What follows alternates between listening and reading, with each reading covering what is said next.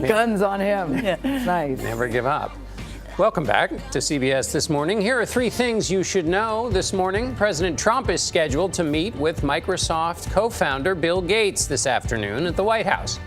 The White House schedule says the meeting is closed to the press. It is unclear what they will discuss. Last month, the billionaire philanthropist was publicly critical of President Trump's plans to cut foreign aid. Ford is recalling more than 1 million cars because the steering wheel could become loose and fall off while the car is moving. The recall affects certain Ford Fusion and Lincoln MKZ cars from model years 2014 through 2018. Ford says the problem caused at least 2 crashes and 1 injury. Let's hope they work that out sooner rather than later. And let the madness begin, as in March Madness, the first full day of the men's NCAA tournament. Tips off today. College teams will play 16 games this afternoon and evening. That includes number 1 seeds Kansas and Villanova. CBS coverage begins at 12:15 Eastern, 11:15 Central, with Rhode Island against Oklahoma. Get your brackets done. Welcome back to CBS This Morning. Here are 3 things you should know this morning. Republican Senator Jeff Flake is delivering a speech right now on the Senate floor, calling out President Trump for his attacks on the news media. He is comparing the president to Soviet leader Joseph Stalin. An excerpt says, quote, "When a figure in power reflexively calls any press that doesn't suit him fake news, it is that person who should be the figure of suspicion." In a Washington Post op-ed this morning, Arizona's other Republican Senator John McCain also calls on President Trump to stop attacking the press. The 2 Koreas agreed this morning to form their first joint Olympic team in women's hockey. They'll also march together in the opening ceremony. Secretary of State Rex Tillerson warned North Korea yesterday that its ballistic missile tests put thousands of air travelers at risk. Tillerson said during a test in November, passengers on a Hong Kong flight saw parts of the missile fly through the air. 9 other planes were within range. And the Dow is trading higher right now, making another run at 26,000. The index topped the mark for the first time yesterday before retreating. Just 2 weeks ago, the Dow crossed 25,000, so it just had the fastest 1,000-point gain in history. I bet you're doing a little dance wherever you are. That's a happy song. Welcome back to CBS This Morning. Here are 3 things we think you should know this morning. The extreme cold hitting the South is pushing power demand close to the electrical grid's available capacity. This morning, the power company Entergy is asking 2.9 million customers in Arkansas, Louisiana, Mississippi, and Texas to reduce their usage. The company wants customers to lower their thermostats and delay laundry, bathing, and dishwashing. Apple is making big moves in response to the sweeping overhaul of the U.S. tax code. The company announced plans yesterday to build a second corporate campus and create 20,000 new jobs in the U.S. The location will be revealed later this year. Apple is also bringing in an estimated $245 billion held abroad back to the U.S. The tax overhaul gives companies a one-time tax break on foreign profits. And North and South Korea will form their first unified Olympic team in 11 years. North Korea's 230-person cheerleading squad will far outnumber its athletes at next month's games. 2 figure skaters are the only North Korean athletes who qualified. The 2 Koreas will consult with the International Olympic Committee this weekend about plans for a unified women's hockey team. Thank goddess it's Friday, and Wendy's just added an arrow saying, "Girl!" We got a great show for you tonight. Did they really flip those M's upside down? They did. They did? Yeah. Okay, that's pretty cool. Well done. Girl! Welcome back to CBS This Morning. Here are 3 things you should know this morning. The opening ceremony of the 2018 Winter Paralympics is underway in South Korea. About 670 athletes from across the globe will compete, including, for the first time, North Korean athletes. But North and South Korea are not marching together during the ceremony because of a dispute over which unified flag to use. The 2 Koreas are due to hold their first summit in more than a decade in April. False information on Twitter travels 6 times faster than the truth, according to a new MIT study.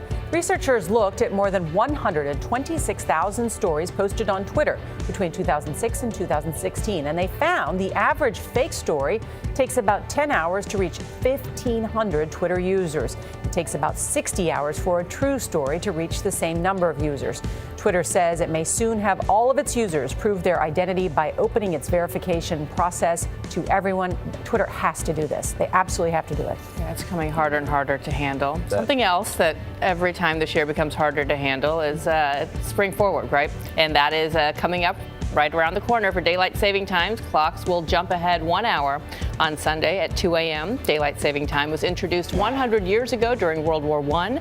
The nationwide standard was officially implemented in 1966 when Congress passed the Uniform Time Act.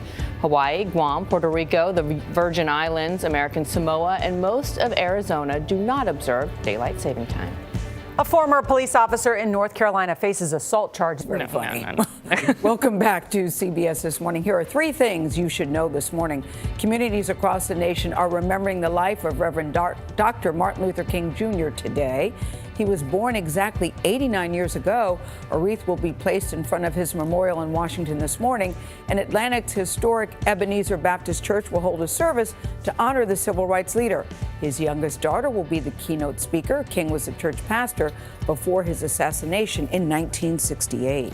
President Trump says he does not know if the government will shut down at the end of the week. He says there shouldn't be a shutdown because if there is, the military, quote, gets hurt very badly. Time is running out for Congress to avoid a shutdown as lawmakers try to work out an immigration deal. Temporary government funding expires midnight on Friday. And starting today, so-called smart bags that do not have removable lithium-ion batteries are banned from being checked on most major airlines. There's growing concern the batteries could start a fire. Smart bags use their batteries to power onboard GPS, weigh and lock themselves, and charge your phone. Bags with the batteries removed will be allowed on board. Comedian Aziz Ansari is pushing back against allegations of sexual misconduct. He's not in? No? Okay. Okay, could I leave something for him? Thank you very much. Welcome back to CBS This Morning. Didn't you love on the screen how they put silence, and you could tell the aide over there recognized Stephen Colbert, and it's like, What do we do? Cameras don't lie, though. Cameras don't lie. And do you think his staff, John, for 1 minute, you know these people, didn't say, oh, by the way, Stephen Colbert stopped by? Well, it would be something notable to report back to the congressman when he came back to the office if he wasn't there. What you didn't hear was him saying, release the memo. Yes. Right. Very well Where done. that memo is now. Here are 3 things today that you should know this morning. The Senate is very close to passing new legislation to dismantle parts of the Dodd-Frank law. The banking rules in that law were introduced after the 2008, financial crisis to try to prevent another meltdown. The Senate bill increases the threshold at which banks are considered too big to fail. Some of the nation's largest banks would no longer have to undergo an annual stress test by the Federal Reserve. The legislation is a significant step towards helping fulfill President Trump's promise to ease regulations. New data released this morning shows the number of scams are dramatically increasing. The Better Business Bureau says more than 47,000 scam reports were filed last year. Now, that's a 46% increase from 2016. Scammers use telephones the most to contact victims, followed by social media and emails. The Bureau ranked online purchase frauds as the riskiest scams of 2017. And the wreckage of a historic World War II aircraft carrier has been found at the bottom of the Pacific Ocean. Microsoft co-founder Paul Allen's search team discovered the USS Lexington with its guns, aircraft, and other equipment in remarkably good condition. It sank in 1942, more than 500 miles off the coast of Australia during the Battle of the Coral Sea. Quite a find. Amazing. British investigators are trying to figure out. Tom Brady, even with a hurt hand, went out there and killed it. You know what my reaction to that game was? What? It was something, though, Nora. Even when they were down the fourth quarter, I still said the game's not over. The game is not over. And Amendola had a big win. My son wears his Amendola jersey to watch every game, and so the whole team did a great job. I hear they call him Playoff Danny or something like that. Oh. Tom Brady said that this was one of the happiest days of his life. I get it. He's had a lot of those. But we are not biased here at this table. Not at all. Not biased at all. Yeah. Welcome back, everybody, to Happy CBS This Morning. Here are 3 things you should know this morning. Some national parks and monuments will be open today, despite the government shutdown forcing dozens to close. The Statue of Liberty and Ellis Island will stay open thanks to money from the state of New York. The Grand Canyon and Yellowstone National Park are also open today with limited services.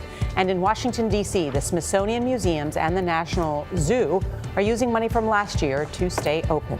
And a new report found there were 2,043 billionaires worldwide last year, with a new billionaire added every 2 days. A study conducted by Oxfam International says 80% of global wealth generated went to the top 1% of the world's population. The bottom 50% saw no increase at all. The report also found the 3 richest people in the U.S. had the same amount of wealth as the bottom half of the country. That's about 160 million people. Amazon is opening its first cashierless store this morning. The artificial intelligence-powered Amazon Go store in Seattle offers groceries, ready-to-eat meals, and food preparation kits. Customers scan their Amazon Go app at a turnstile, shop, and then leave. Amazon uses sensors to figure out what people walk out with and then charge it to their account. Missouri's governor is resisting calls to resign. Oh, God. So well hilarious, Trevor Noah. I'm so proud of Alton Davis, representing. I got to go to work on Monday. That's right. I know the feeling. Welcome back to CBS this morning. That was very good. Here are 3 things you should know this morning. Former White House Chief Strategist Steve Bannon is expected to testify before the House Intelligence Committee today. The closed-door meeting is part of the investigation into possible collusion between Russia and the Trump campaign. Bannon's testimony comes after his public falling out with the president over comments in Michael Wolff's book. It's called Fire and Fury. Earlier this month, the president claimed that Steve Bannon had lost his mind. Britain's Royal Air Force scrambled 2 fighter jets to intercept Russian planes flying near the United Kingdom's airspace. It said the 2 Russian strategic bombers were not responding to air traffic control. The bombers were intercepted yesterday over the North Sea and never entered sovereign UK airspace. Russia's defense ministry said their planes were training over neutral waters. The incident is the latest example of Russian jets flying near Britain. And for the first time, the Honda Accord, that's what I drive, is named the North American Car of the Year. The honor was announced at the North American International Auto Show in Detroit. The 10th generation Accord won judges over with its high fuel efficiency and pleasant driving experience. The 2018 Lincoln Navigator was named Truck of the Year, and the Volvo XC60 was awarded SUV of the Year. Congratulations, you're driving the car of the year. Nice. I'm very proud. Good taste in all things. This is a very serious. I always love the slam dunk competition at the Westminster Dog Show. Welcome back to CBS This Morning. Here are 3 things you should know this morning. Vice President Mike Pence says the United States is open to talks with North Korea. He made the comments to the Washington Post while flying home from the Olympics in South Korea. The newspaper quoted him saying, "If you want to talk, we'll talk." He also said the U.S. will continue its maximum pressure campaign until North Korea takes steps towards denuclearization. Much of northern Puerto Rico, including parts of San Juan, are without power this morning after a fiery explosion at an electric substation. It's not clear what caused the fire. More than 400,000 other customers were already without power because of Hurricane Maria. The Category 4 storm hit the island 5 months ago. This is now the longest blackout in U.S. history. And we expect to learn new details today about the Trump administration's proposal to privatize the International Space Station. The White House plan would reportedly end government funding for the station after 2024 and turn the operation over to the private sector. The plan is expected to face stiff opposition in Congress. The U.S. has spent nearly $100 billion to build and operate the space station. First, on CBS This Morning, an Olympic swimmer is speaking out about alleged abuse she suffered from a former Team USA coach. Yeah. Makes me just want to put on an overcoat watching it. Welcome back to CBS This Morning. Here He's are 3 65, things. John. He's 65 years There you old. go. We're Yep. told. According to John Peck. Yep. Yeah, here are 3 things you should know this morning. Vice President Pence is expected to leave today for the Middle East. He will hold 4 days of meetings with leaders in Egypt, Jordan, and Israel. Pence is the first senior administration official to go to the region since President Trump recognized Jerusalem as Israel's capital in December. The House Intelligence Committee abruptly postponed testimony from White House Communications Director, that's Hope Hicks. She was scheduled to appear today. The committee is investigating possible collusion between Russia and the Trump campaign. The delay is expected to give investigators and the White House time to work out what Hicks can and cannot discuss. A new date has not yet been set. I thought this story was interesting. Researchers report major progress toward a blood test for early detection of 8 types of cancer. They include breast, colon, ovarian, and pancreatic cancer. The liquid biopsy test examines cancer-related DNA and proteins in the blood.